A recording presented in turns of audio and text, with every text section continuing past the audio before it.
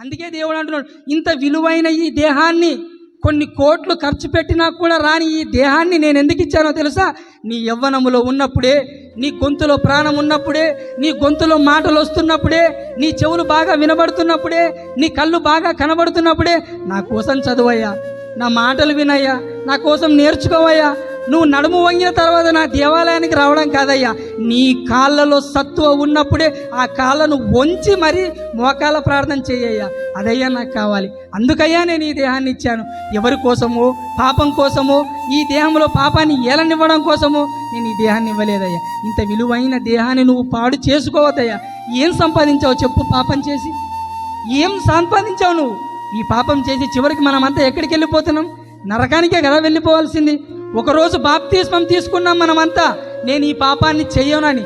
మరలా నువ్వు అదే పాపాన్ని చేస్తే నిన్నేమనాలి చెప్పు ప్రియులారా? అందుకే ఈ దేహము, దేవుడిచ్చిన ఈ విలువైన దేహాన్ని మనమందరం దేవుని కోసం ఖర్చు పెట్టాలి ప్రియులారా. దేవుని పనుల కోసం మనం వాడాలి.